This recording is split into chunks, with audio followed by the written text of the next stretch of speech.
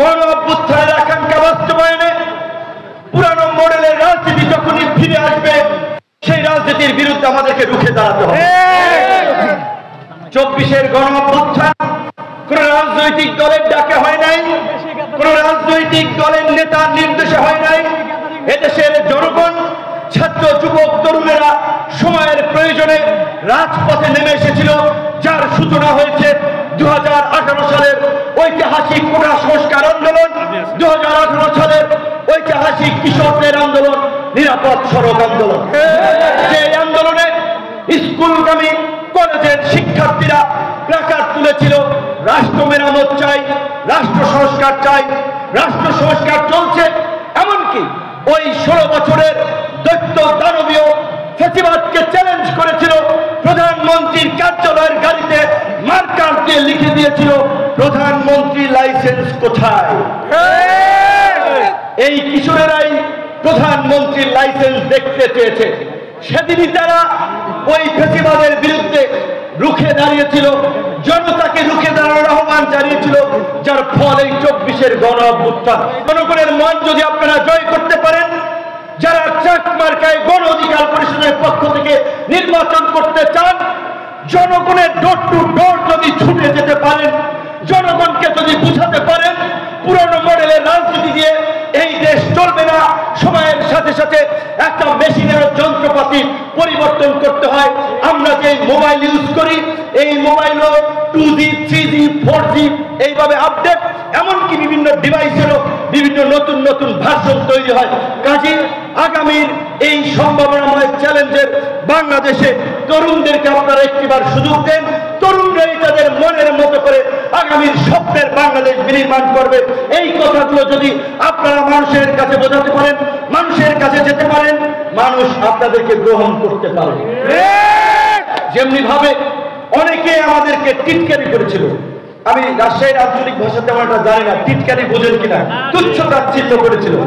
ঢাকা বিশ্ববিদ্যালয়ের ডাকসু নির্বাচনে যখন অংশ নেই, ছাত্রলীগের সেই সময়ের সভাপতি সঞ্জিত চন্দ্র দাস ঢাকা বিশ্ববিদ্যালয়ের টকশোতে বলছিল, বিপিনুরের পেছনে 50 জন লোক আছে, সে ডাকসু নির্বাচন করবে। দেখেছেন সেই নির্বাচনে শিক্ষার্থীরা কি জবাব দিয়েছে। আজকে ডাকসু, চাকসু, রাকসু সহ বিভিন্ন বিশ্ববিদ্যালয়ে তরুণদের নেতৃত্ব বিকাশের জন্য ছাত্র সংসদ নির্বাচনের আয়োজন করছে স্ব বিশ্ববিদ্যালয় এবং কলেজ প্রশাসন। আমি একজন ছাত্র নেতা হিসেবে ছাত্রদেরকে ফিল করি, আমি মনে করি আগামীর বাংলাদেশ পরিবর্তনে তরুণদেরকে এই রাজনীতিতে এগিয়ে আসতে হবে। তরুণরাই নিষ্কলুষ, তরুণরাই সম্ভাবনা।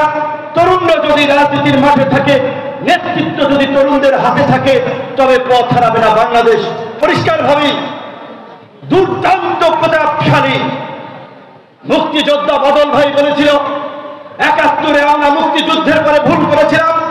শেখ মুজিবুর রহমানের মতো নেতাকে দেবতা ভেবে, অবতার ভেবে তার হাতে সমস্ত মানুষ নেতৃত্ব এবং দেশের ভাগ্য সঁপে দিয়েছিল। সেই অবিসংবাদিত নেতা কিভাবে নিন্দিত হয়েছে, কিভাবে গণতন্ত্রের নেতা একদলীয় স্বৈর শাসন ফ্যাসিবাদ বাকশাল কায়েম করেছিল আপনারা দেখেছিলেন। এবং তার কন্যা গত 16 বছরে ভারতীয় দাবিদার করে কিভাবে বাংলাদেশের মুক্তিযুদ্ধ তথা জন আকাঙ্ক্ষাকে ভুলণ্ঠিত করে বাংলাদেশকে একটি নরকে পরিণত করেছিল। তার সাজাও পিতাও পেয়েছেন, কন্যাও পেয়েছেন। অবশ্যই শেখ মুজিবুর রহমানের মুক্তিযুদ্ধে অবদান আছে।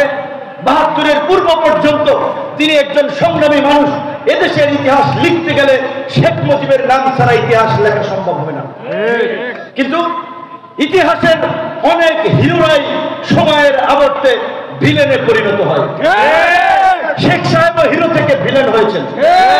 তার মেয়ে ভিলেন থেকে তার চেয়ে যদি কিছু জঘন্য থাকে সেটা হয়েছে। ভাগ্যের কি নির্মম পরিহাস। কিন্তু ইতিহাসের আরেকটা বড় শিক্ষা, ইতিহাস থেকে কেউ শিক্ষা গ্রহণ করে না। কারণ গত 16 বছরে যারা নির্যাতিত নিষ্পেষিত মজলুম ছিল, আজকে অনেকেই জালেম হয়ে উঠছে। বিভিন্ন এলাকায় দখলবাজি, চাঁদাবাজি, মানুষের উপরে জুলুম, নির্যাতন, এমনকি এলাকায় অন্য দলের লোক এলাকায় থাকতে হলে তাদের কাছ থেকে মাসোয়ারা নিচ্ছে। আওয়ামী লীগ এটা করেছিল, ছাত্রলীগ যুবলীগ এইটা করেছিল, সীমান্ত দিয়ে কাপড় চুপুর ছাড়া পালাইছে। একজন প্রধানমন্ত্রী জুতা পরার সময় পান নাই। দেশের প্রধানমন্ত্রী, প্রধান বিচারপতি, বাইতুল মোকাররমের খতিব সব একযোগে পালাইছে। এই এক্সাম্পল থাকার পরেও যদি কারো শিক্ষা না হয় তাহলে তাদের জন্য ভবিষ্যৎ নির্মম নিষ্ঠুর পরিণতি অপেক্ষা করছে।